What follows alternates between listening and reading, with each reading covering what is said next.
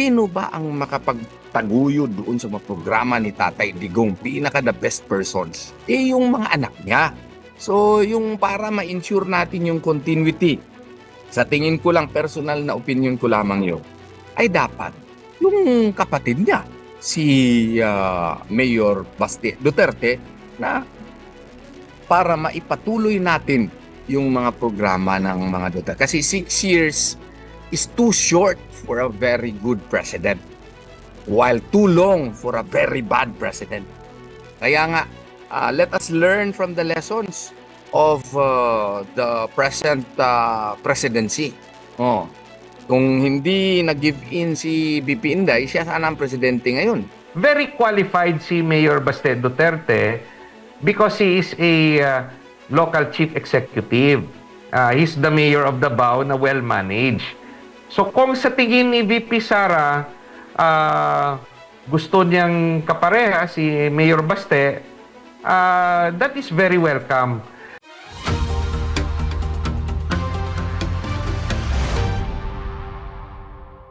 Ang makapagtaguyod doon sa mga programa ni Tatay Digong, pinaka the best persons, yung mga anak niya. Marami pong kumuha, kinote po kayo sa inyo pong post kahapon na tandem na Sara Baste 2028 for sure, na alaan mo na maraming mga humugot doon. Ito ba ay personal na opinion or kagustuhan, or may ano ba dito ang PDP Laban, kasi kayo rin po ay kabilang sa PDP Laban? Ano po yung dahilan din, attorney, bakit Sara Baste ang inyo pong na-post doon na umani rin po ng reaction mula sa public? Una po, klaruhin ko talaga, personal ko lang po yun na opinion. Okay, wala pong kinalaman ang PDP Laban yan, wala pong kinalaman yung ibang tao man, no? Nirerespeto ko po si Senator Rodante Marcoleta, no? Nirerespeto ko po si Senator Cayetano. Nirerespeto ko na grabe yung aking brother in faith, si Senator Robin Padilla. Nirerespeto ko ang number 1 senator, si Senator Bongo, at iba pang vice presidentials. Pero yung personal na opinion, pag-weigh ko kasi, ang tingin ko kasi, si Senator Rodante Marcoleta is a very good candidate for VP. Pero nung nakita ko yung mga sessions doon sa Senado, napakasayang kung walain natin siya doon. Siya yung isa sa mga vanguards natin doon. Pareho din kay Senator Cayetano. Kinakailangan natin sila doon, no? So, kinakailangan natin sila doon, kaya dapat nandun sila sa Senado because they are really fitted to be senators, no? Wala na tayong tagapagtanggol, wala na tayong mga debatista kung walain mo doon si Senator Marcoleta at saka si Senator Cayetano. Napakagaling nila na mga abogado, kaya kinakailangan natin sila sa Senado. Si Senator Robin Padilla, no? Napakabagay sana na maging vice presidente. Pero kung walain mo siya sa Senado, wala na kaming boses ng mga Muslim doon. At malaki yung puso niya. Siya yung may pinakamalaking puso na ating senador. So, kailangan natin din siya doon sa Senado. Si Senator Bongo naman, advocate for health, no?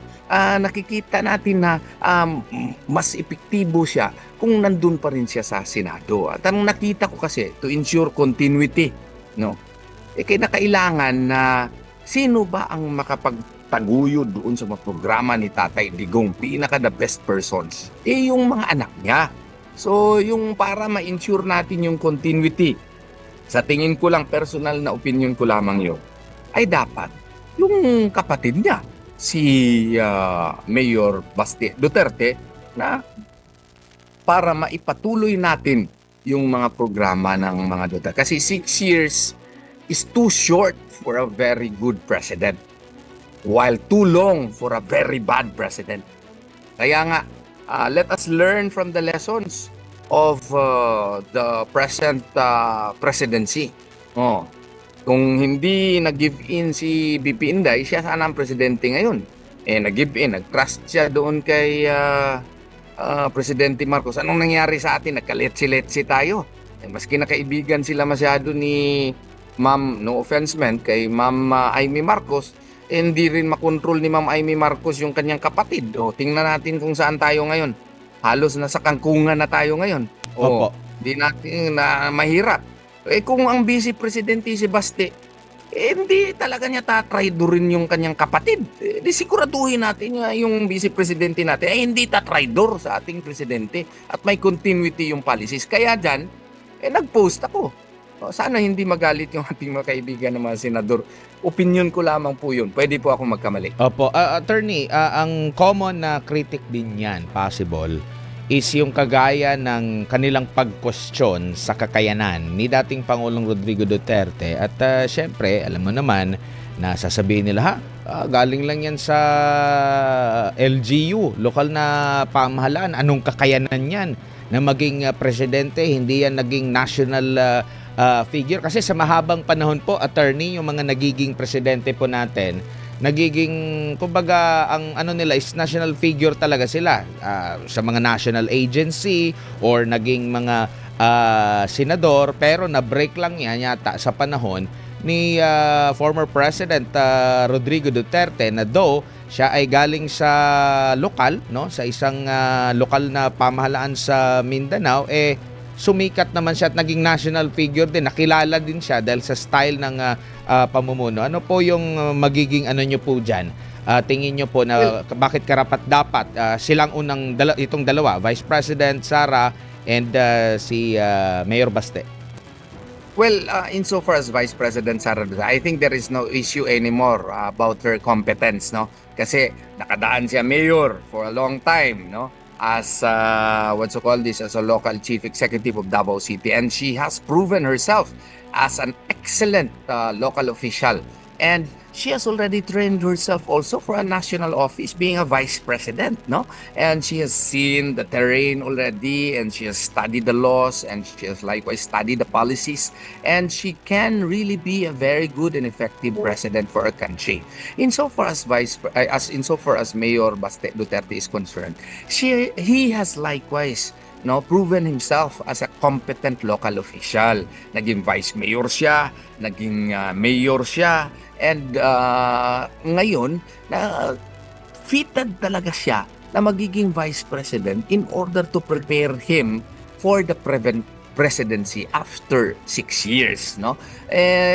Kaya nga, meron siyang magiging role din dyan, no? I'm sure kung pipiliin siya ni Vice President Sara, alam ko po na may nalapitan na si Vice President Sara Duterte. I acknowledge that. Pero vinoice out ko lang yung opinion para naman na malaya naman, this is a democratic country, baka makita din yung perspective na pinipresent ko ngayon about the need for continuity and the need to ensure that we are free from any betrayal. We are free from any courses of action that may defeat the purpose of continuity of policies. Kaya nga, who knows, no? Baka makita yan na perspective na yan na ultimately it can be good for our country, no? So that there is really continuity of policies, then baka masunod yan.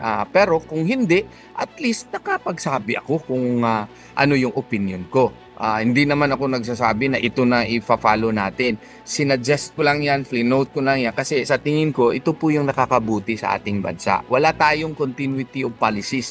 Sayang masyado yung na simulan ni Tatay Digong, yung Build program natin. Nagkaroon pa tayo ng pandemic pero nakaya natin yung pandemic dahil sa kanyang strong leadership. Tayo ngayon, maski nagyera na doon sa Middle East, ang pinag-uusapan natin ay impeachment process pa rin, no? Kung panahon ito ni Tatay Digong, he would have put a stop to this. 'Di ba? Nung panahon ni Tatay Digong, there was a move also to have Vice President Robredo to be impeached. Sabi ni Tatay Digong, tigil niyo yung mga kalokohan niyo yan. We should concentrate in the development of our country. O anong ginawa ng mga congressmen? Di nag-stop sila because there was strong leadership. Sa panahon ngayon, Opo. Uli na lang po, attorney, sa ibang topic lang po, no? May kasamahan po kayo sa PDP Laban Legal Council at ang kasalukuyan pong Region 11 Council President, si Attorney Israelito Torion, sa kanyang post kahapon ata, may pinalutang po na Sara Baste sa 2028. Ano po ang masasabi niyo rito, Attorney? Lahat kami, kasama kayo, no? May kanya-kanya tayong mga spekulasyon, may kanya-kanya tayong let's say partnership o team up na paborito. Pero at the end of the day, desisyon yan ni Vice President Sara Duterte kung sino yung kanyang magiging vice. At sabi nga niya sa interview sa inyo na meron na siyang napili, inaantay niya na lang ang sagot ng kanyang napili. So, kung merong paborito si Attorney Torion na maging Vice Presidente ni VP Sara at yun ay ang kanyang kapatid si Mayor Baste Duterte, very qualified si Mayor Baste Duterte because he is a local chief executive. He's the mayor of Davao na well-managed. So kung sa tingin ni VP Sara, gusto niyang kapareha si Mayor Baste, that is very welcome. But again, there are those saying na gusto rin nila si Senator Rodante Marcoleta dahil sa ibang lugar naman nanggagaling. Yung iba naman sinasabi gusto nila si Senator Bongo dahil isa na siyang senador at number 1 senator. At meron rin na nagsasabi na si Senator Robin Hood Padilla ang gusto nila kasi taga-norte, gaya ni Senator Rodante Marcoleta, at pinagkakatiwalaan si Senator Robin ni Vice Presidente Sara. Silang, sila, yung mga sinabi kong pangalan, sa tingin ko alam na nila kung sino yung kinausap ni Vice Presidente Duterte. Bakit ko nasabi yon? Kasi kung yung iba sa kanila hindi kinausap ni Vice Presidente at walang offer to be Vice President, alam niya yon. Alam yun ni Senator Bongo, alam yun ni Senator Marcoleta, ni Senator Padilla at ni Mayor Baste. But what I can say sa mga pangalan na sinabi ko, whatever happens to the impeachment proceeding against VP Sara, ang oposisyon, yung oposisyon kung saan pinamumunuan ngayon ni VP Sara, hindi tayo mawawalan ng pambato sa 2028 election. Kasi any one of them, VP Sara, Senator Bongo, Senator Rodante Marcoleta, Senator Robin Hood Padilla, at Mayor Baste Duterte can also become a president candidate for the opposition. So, yung ginagawa ng mga kalaban ni VP Sara na ipa-impeach siya, at worst case scenario, hindi yan matitigil yung pakikibaka natin sa pag-impeach kay VP Sara because our belief sa leadership ni VP Sara is transferable kung kanino niya ito ililipat. Kaya huwag tayo mawalan ng pag-asa that the Vice President will survive the impeachment, and even at the worst scenario, ang laban natin ay magpapatuloy. Opo. Huli na lang po, Attorney, sa ibang topic lang po, may kasamahan po kayo sa PDP Laban Legal Council, at ang kasalukuyan pong Region 11 Council President, si Attorney Israelito Torion, sa kanyang post kahapon ata, may pinalutang po na Sara Baste sa 2028. Ano po ang masasabi niyo rito, Attorney? Lahat kami, kasama kayo, may kanya-kanya tayong mga spekulasyon, may kanya-kanya tayong let's say partnership o team up na paborito. Pero at the end of the day, desisyon yan ni Vice President Sara Duterte kung sino yung kanyang magiging bise. At sabi nga niya sa interview sa inyo na meron na siyang napili, inaantay niya na lang ang sagot ng kanyang napili. So, kung merong paborito si Attorney Torrio na maging Vice Presidente ni VP Sara at yun ay ang kanyang kapatid si Mayor Baste Duterte, very qualified si Mayor Baste Duterte because he is a local chief executive. He's the mayor of Davao na well-managed. So kung sa tingin ni VP Sara, gusto niyang kapareha si Mayor Baste, that is very welcome. But again, there are those saying na gusto rin nila si Senator Rodante Marcoleta dahil sa ibang lugar naman nanggagaling. Yung iba naman sinasabi gusto nila si Senator Bongo dahil isa na siyang senador at number 1 senator.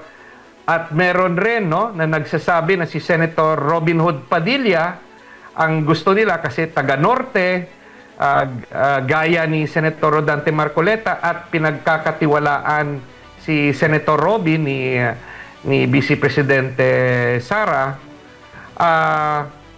Silang, sila, yung mga sinabi kong pangalan, sa tingin ko alam na nila kung sino yung kinausap ni Vice Presidente Duterte. Bakit ko nasabi yon? Kasi kung yung iba sa kanila hindi kinausap ni Vice Presidente at walang offer to be Vice President, alam niya yon. Alam yun ni Senator Bongo, alam yun ni Senator Marcoleta, ni Senator Padilla at ni Mayor Baste. But what I can say sa mga pangalan na sinabi ko, whatever happens to the impeachment proceeding against VP Sara, ang oposisyon, yung oposisyon kung saan pinamumunuan ngayon ni VP Sara, hindi tayo mawawalan ng pambato sa 2028 election. Kasi any one of them, VP Sara, Senator Bongo, Senator Rodante Marcoleta, Senator Robin Hood Padilla, at Mayor Baste Duterte can also become a president candidate for the opposition. So, yung ginagawa ng mga kalaban ni VP Sara na ipa-impeach siya, at worst case scenario, hindi yan matitigil yung pakikibaka natin sa pag-impeach kay VP Sara because our belief sa leadership ni VP Sara is transferable kung kanino niya ito ililipat. Kaya huwag tayo mawalan ng pag-asa that the Vice President will survive the impeachment and even at the worst scenario, ang laban natin ay magpapatuloy.